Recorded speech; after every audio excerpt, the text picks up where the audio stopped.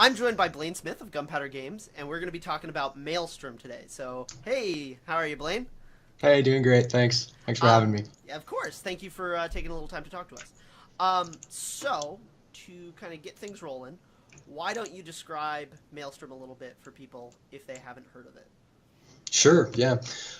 So Maelstrom is fast-paced ship battles based in a fantasy world. Like really to sum that up, um, we took a lot of what we loved about previous ship games that we played and found that a lot of them were just too slow, too off into the weeds a lot of times. So we shaved a lot of that off and we're kind of like, let's make it more arcadey. Let's really build on the fantasy element of it. There weren't, when we started the game, there weren't really a lot of ship games that had come out. We had never heard of Sea of Thieves or Skull and Bones or any of those games. This is like 2 years ago now, right? When when I first got the idea for it, it's like, oh man, there are no cool ship games out there right now. There was World of Warships, Mm-hmm. which was cool. You're firing from like a mile out, and did it hit it? Wait, yeah, it hit it. Cool, that kind of thing. Yeah, yeah. So we wanted to get something a little more. Sid Meier's was a huge inspiration for us. Sid Yeah. Meier's Pirates. Yeah, Did you ever play absolutely. it? Yes, yes. Yeah, that's a great game. And when we went back and played it, we're like, holy goddamn, it's really, really fun. How could we dust this thing off? What could we do to make it really appealing to players and stuff? And that was, and sort of through the many iterations that we've done on this game, and we can get into that stuff, like from where it started to where it where it ended up. I mean, I've actually got footage I can share with you if you'd like to see like the first prototype that we have. Absolutely. It looks wretched. Like it's literally gray and green, and there's just like two crappy looking ships on there, but it kind of it can show you where we started, and when I saw it, it's just like, oh this is gonna be so awesome. No, we And then- love seeing that early stuff. Okay. So let's talk about that. Because when I first saw Maelstrom, which I should mention is on Kickstarter, there'll be links below for people interested in seeing all that. There's a kind of cool mix of PvP, ship versus ship, and also this PvP PvE element of kind of the environment. And there's these giant sea monsters. I mean, that's the thing that got me when I first looked at it. I'm like, oh, hey, look, giant sea monster. That's fun. I had to think that those kind of two disparate elements kind of might have probably didn't come together. Probably was something that evolved over time. So I'm wondering, let's talk about the evolution of the game. So kind of where did you start and how has it evolved? Sure, absolutely. We didn't even, so when it first started, there were no sea monsters in the game. There was no real PvE element to the game. And my animator was, one of my co-founder actually was like, hey, we should throw sea monsters in there. And I'm like, all right, I was like, okay, whatever, John. All right, let's hear it. Yeah, what do you got? And he's like, let's do a Kraken. And I did like you couldn't hear my eye roll was so hard. I'm like, goddamn, seriously? Like, can we not do better than a Kraken? Let's come up with something. We're in this fantasy world. There are orcs. My God, the orcs have sharks strapped to their ships and stuff like that. Like, let's push. Let's really, really push. And this wonderful concept artist out of Russia, and he was drawing all of our ships and stuff like that. And then I was like, hey, can you do an island that turns into a small island that basically stands up and turns into a monster, surprise kind of thing. I mean, you can really only be surprised by that goddamn thing one time, but Right. still when it happens, It's a good like, moment when it happens. Yeah. And when we got him in the game, we got him modeled out. It was a huge like, wow, we're really onto something here. So that's part of the monster element of there, and then there's another iteration of monsters that came with the Dead Waters that I'll postpone that thought and come back around to the Sure. Dead Waters in a little bit. But the actual PvE element and the NPC stuff didn't come online until roughly 6 months ago, I think it was. So here's what happened. We did our initial Kickstarter. Mm-hmm. We're going to do a story campaign, challenges, and all that stuff. We still would like to do. Right, but we needed to realize, we had to realize that since we're small, we don't not necessarily have a ton of cash. We can't. We have to focus and make a really good piece of cheesecake that people are going to eat. Right. And it might not be a gigantic piece of cheesecake, but by gods, that thing better taste good and it better be awesome and people are going to want more, because that's really what I think most ship games in general, they bite off too much. Sure. And the shit just, you know what I mean? There's a couple of games that are out there right now, and I definitely don't want to name any names, but they kind of smear themselves around too much. Even Sid Meier's Pirates, it did a lot of things, but it was almost a little too many things. Like I remember there was, do you remember the turn-based sieges in the game? When you were sieging like the islands, yeah. Yeah, it was cool, and there was this nice little piece to it, but it wasn't really like the most robust system that they had. So that was kind of where we were like, all right, we're just going to double down on, we want ship-to-ship combat. We want all these cool ways to customize and plot and scheme so that when you do get into the game, there's multiple ways for you to play that ship and have a good time playing it. Anyway, I wandered off into the weeds there. So back to the monsters. I will do that. So by all means, bring me back. No, that's good. For the monsters themselves, so we were onto something with PvP, and the mixture of the monsters, the NPC ships, and the PvP element of it, and the bots that come into the match as well. So it's this pretty cool mishmash. MOBAs kind of do it, but MOBAs are, not that I'm poo-pooing on MOBAs, but most of them just sit there and they don't really interact or have too much of an influence around the world. These monsters have the chance. We want them to be almost like forces of nature that are indirectly controllable. So by that we mean you've got this giant sea monster and he aggroes onto you, and are you going to train him out into the zone? You know what I mean? Almost like for an MMO reference, like from old MMOs or whatever. Yeah, they're like, train, and everybody comes and like hauling ass to get out of the way. So you're just we're still working on that kind of on those elements, but players that aren't necessarily where they're like, well, this game's shot. Right, in a PvP game, it's just like I'm probably not going to win this one, but I can have some sort of indirect influence with it by messing with the monster or pulling him out of there or stealing loot. That's one of the fun things that sort of emerged out of it, and we definitely found as we showed the game to players, just passersby on the street, everybody was drawn to the monsters. So the monsters were not necessarily a huge something that we had been like, all right, monsters all the way, monsters are the coolest shit ever. But they were something that players were incredibly gravitated towards. And we realized that, it wasn't the orcs on the ship or the dork ships or the dwarf ships. It was the monsters and how you do those guys and those sorts of things. So we embraced it and ran with it, and here we are. And we still have plans on it. I mean, we're still a long way off from being done with it. Sure. No, I think it's good you embraced it, because I think it's been a huge draw. You can see this big monster come out of the water. It's cinematic. So you mentioned your desire to put a lot of customization into the game, and even at this early stage, from what you've shown off, there is a ton of customization in terms of the type of ship and all the different riggings and cannons and crew and captains, lots of stuff. So my question is, how have you guys approached kind of balancing that? Because where you do have a PvP element, with players versus players, a lot of people are going to bring that up. A lot of people are going to say, okay, well, how is this not just plain broken? Everybody gotta take that. It's the only way to build your ship. I personally think that it's absolutely fantastic you've put all this stuff out there, but I know that that's how a lot of people are going to think. So I always like to ask the balance question when there's PvP involved. Sure, that's a great question, man. The balance is still ongoing, and we're actually trying to figure out the balance of the progression and the economy right now. So, for instance, our last weekend's playtest, I fucked up, and we had so there are mates. Mates are an additional way to progress your ship. And once you have gotten all those top tier mates in the ship, which are supposed to take quite a while to get. They're essentially like if you play Diablo 3 at all or any of those loot chases, they're like the last thing. They're the final completion piece to your puzzle.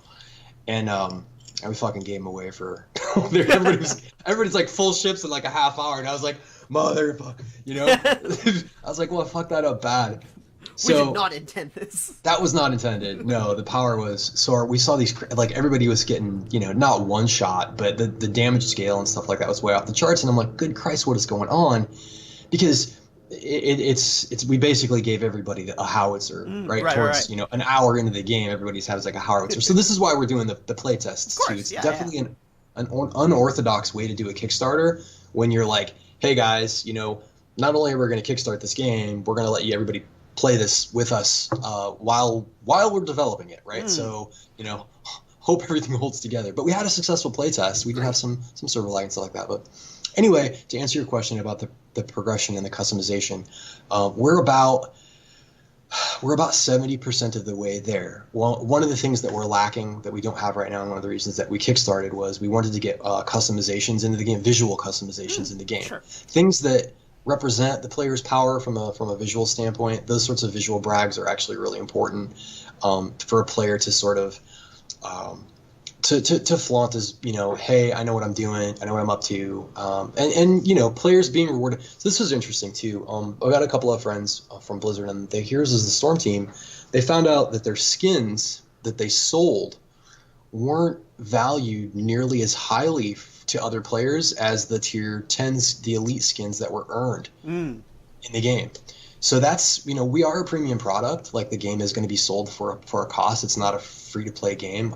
That was not our intent. We would like it to be a sliver of really tight, awesome stuff. And then, as we continue to develop, unlocking those visual brags and things like that to get the customizations in there. Okay. There's my tirade on the whole visual stuff. So we're not done yet. We're not done. We got a lot of shit to go. Okay, so sorry about that. That's a bit of a tirade. In terms of the actual progression, that was pretty organic. Initially, we had tons and tons and tons of hard points on the ship. Tons. Like, God, we had like maybe 25 different hard points on the ship, and we found that the variances in the mechanics, because we tried to keep we didn't want to go off too far into the weeds and plus 5% this and minus 6% that. It was just like, they lose meaning if at that point they don't have a lot of weight. Yeah. So we wanted to make them really, really punchy, and people to really feel them and feel like you're making choices. Now, I don't think we're there quite yet. Like, we still want to push it even a little bit farther, but we don't want to break everything in the process too. Sure. So we're kind of like nudging those things up. We've kind of got what you call macro calibration in for the balance. So then we'll do, as we move on into early access and whatnot, we'll start doing micro calibrations where we really start to tweak those sliders and push the characters a little farther apart. And by characters, I mean ships. Because when you play the game, you'll notice that the ships play way different. And that was a really huge impetus for us, and that came through with all of our upgrades and customizations. We really want them to play like fighting game characters. We've got a character that plays from downtown, like it's Fury's Hold, and she's artillery. She just bombards the hell out of everything from a mile out, and that feels amazing when you hit. You're just like, hell yeah. So the players that do like to play long range and don't necessarily like to get up and in, they've got options. Then we have a rogue style, like a World of Warcraft rogue, and that's Cleaver. That's the orc ship Cleaver, and basically her crit rate goes through the roof when she gets closer to a ship. That's just a passive ability that she has. And she's a sloop. She's just this wily little shit that, my God, you'll play against her, you'll see her. She's the tiny little orc ship. She's a tiny little orc ship, comes out of nowhere, and you're sunk. You're done. You're sunk in no time. So for the customization stuff, we have hard points, we have mates, and we have captains. So in the order that you get those as you level up and progress your ship with the tier of each ship. So there are 10 tiers of a ship. You'll go into you have the first 5 tiers are relatively easy to get through, and the reason that we did this is for balance. We wanted to let players kind of spec into a ship relatively quickly to find out that ships are also pretty low on cost. We wanted players to find their own ship, the ship that they like and they prefer to play, pretty easy, very easily. So that's why we left them kind of cheap, on the cheaper side. Where it starts getting a little more costly is where you get up into the tier 8, 9, and 10, ultimately 10. So when you get your 10th tier on a ship, that unlocks a unique hard point that only that ship has access to, and that's when the really crazy shit starts to happen. Where, for instance, Cleaver, she's the only one that that orc sloop that plays like a rogue whenever she picks up a treasure chest, her ship will actually repair itself. They use cool. And the lore behind that, if you care, is they take the ship parts, or they take the treasure ship parts, the treasure chest parts, strap it onto the ship for repairs, kind of thing. Just cobble it cool. together. Yeah, it's pretty. It's been really fun to, and that was another thing that kind of became emergent.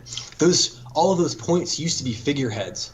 We used to have we used to have unique figureheads that we slapped onto the ship, and we're just like, it just took so goddamn long to get to them.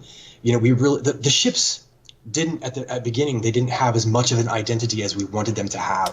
It's like, I play cleaver because I like to be, I play up and close and I like to ram into things and board people, or then, I play cinder because I play like a scout from Team Fortress 2, I play like way back and I snipe things or whatever, like a sniper. Those sorts of roles, translating those over into ships, that's been really fun for us to do in the design side of things, and I think it's come together pretty well, and things weren't very mushy. Yeah, or at least we tried to keep them not mushy. Yeah, great. I'm anxious to hear what you have to say. I'm anxious to get in there and start kicking the holes. I do want to talk a little bit about Kickstarter, and you brought up a little bit earlier that you're kind of approaching the Kickstarter process a little bit different, where you're having people kind of give you feedback during development, during the Kickstarter. I wonder if you just kind of talk a little bit about how that's feeling so far and kind of your hopes for that. This is the first time that the game's been available to public. Mm-hmm. The reason that we put the game up on Kickstarter, because traditionally PvP style games don't do very well on Kickstarter. They just don't. It's all about the story and the campaign and stuff like that. So there's a million of those examples out there. So what we really wanted to use Kickstarter for was sort of a kickstart to find players that would be interested, start our core group of players that would be really interested in the game, that are like, oh my gosh, this is so fun. We had players play last weekend with the very small group that we had, that initial small group that we had, that was able to play in that 6-hour window that we had. They played for 6 hours straight. It was insane, and they played through the server issues that we had, and they were just like, we're like, bear with us, we're just trying to figure this shit out, so they stayed with us and they played it, and they loved it. So our cheesecake, our little tiny slice of cheesecake is real good, at least for right now. And of course the players want more, and that's totally fair. We want to give them more, so that's kind of where we're at. So I would call it a really big success. We've found each other, the game is a niche of a niche of a niche. It's a PvP pirate fantasy game that's up on Kickstarter, right? So there's like, if you talk about funnels, right? Yeah. Getting a little, like you talk about that, it's just like, all right. But again, I think what works for us is that we are focused, and our goal has always been to be the best fantasy PvP ship game on the planet, in the world. If there's any other competition, we'd like to squash that one. Or at least, I don't know. We'd like to be the best. That's really our goal. Awesome. So hopefully we can get there. And I think it's really, it's a cool way to approach Kickstarter as less a funding method and more a community building method. And that's what really kind of stood out to me in reading what you're doing with it and kind of your pitch. It's a cool way to approach the platform. We're so close to actually having the game up on early access. The game's supposed to go up next month. So we're so close to it. We really needed to get some preliminary testing in. We needed to find our players, because we're not social media guys. We never have been.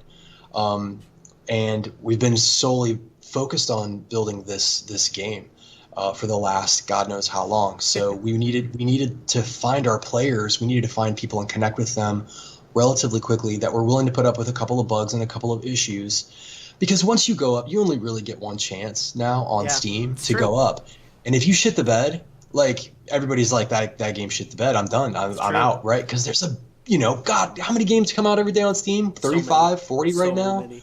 Yeah, the clicker games. Yeah, everybody likes this. So that's clicker games, right?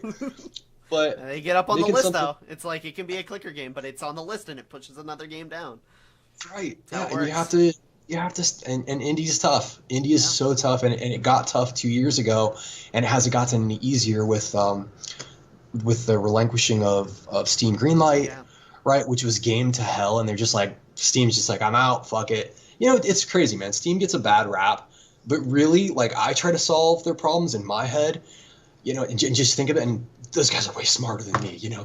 Good God, you know, they're just like, oh, what country do we want to buy today? Right. Yeah. Those guys are smart, right? So obviously they've thought a lot about these problems and stuff like that. So I'm a bit of a Steam, or I'm sorry, a Valve kind of Yeah. not necessarily fanboy, but I appreciate what they've done, and I appreciate what they've been trying to do, you know, and all those sites that are hosting and helping players out. They basically turned this industry on its head. Yeah. I've been making games since 2003 or something like that, and I've seen this gigantic goddamn shift from, you know, developers just begging for money from publishers to being like, we don't fucking need you nearly as much as we used to, you know. We can just go and put the goddamn yeah, and that's empowering. It's empowering to players, it's empowering to developers, not so embarrassing, you know, to publishers, but the publishers are still going to make theirs, you know. That's true. So what was the impetus for you to go indie? You say you've been making games for a long time. Is it always been your drive to go indie, or is it something you've kind of come to in recent years? So this is my second startup. Yeah. So my first startup, we had some initial seed funding from NCSoft. The name of the company was Molten. Mm-hmm. It was my pride and joy. That was the first time that I had ever really seriously considered going off and doing my own thing with a couple other partners, and it was a great experience. It was the greatest experience, man. The game was coming along great. We burned through a ton of cash very quickly, you know, in about eight months, and we had to fold it. We had to fold up shop. So this experience is different for me because instead of going from like a top down where you have quite a chunk of funding, mm-hmm. and then you sort of burn through it as you go, and then hope you make the next milestone, and you know you can continue your funding. This has been strictly built. I once you kind of go into an independent and you're your own boss, it's very, very, very hard, especially for someone as bullheaded as me, to go back and work. So after Molten folded, I actually went back and worked at Sony PlayStation, mm-hmm. Which was in San Diego, a small studio on a small game, and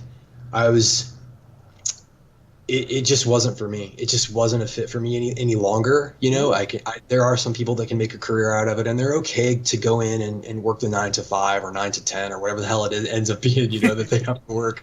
I mean, I'm doing that now, but at least it's you know, I'm working on this. This is mine, right? You know, not for some suit, you know, all that sort of stuff. So fight, and you know, like I said, I'm really bullheaded, and if things aren't quite done the way that I want them to do, or the way that I can see them, or if somebody is smarter than me that can show me how to do that stuff, I'm more than willing to listen to that. But it was just time for me to step back out on my own and start this up. And we had so many ideas with a lot of the former people that had worked for me at Molten, came with me on this. And then, you know, it's like, hey, we're working on this thing, you know, ship battles and monsters and stuff, and it was like, I've had so much volunteer work and goodwill actually for the project itself. You know, people that have just contributed. They haven't even necessarily wanted payment yet. We'll see if they get actually right. But the credit list is going to be longer than anything you've ever seen. I mean, there's so many good friends and family that have helped out with this. It's been super, super encouraging. That's cool. But yeah, to sum that up, that's the reason that I did it is just because this game has been in me for a really long time, and to actually get it out and make it, and to challenge myself is the reason I'm doing it. Awesome. You mentioned a couple of other games during this conversation that kind of were inspiration for Maelstrom, you know, Sid Meier's Pirates. But what were some of the games that were kind of foundational for you? Like, that when you were playing them, you're like, this is what I want to do. I want to make these. Like, the games that stick out to you, either maybe recently that served as a big inspiration for you, or way back. Okay. That's a good one. Yeah, so obviously Sid Meier's Pirates was a huge one. I'm trying to think of another. It was really a lot of it was I saw a giant hole in the industry too, in terms of there were no games that were out that were anything like what we were trying to make at the time. Yeah.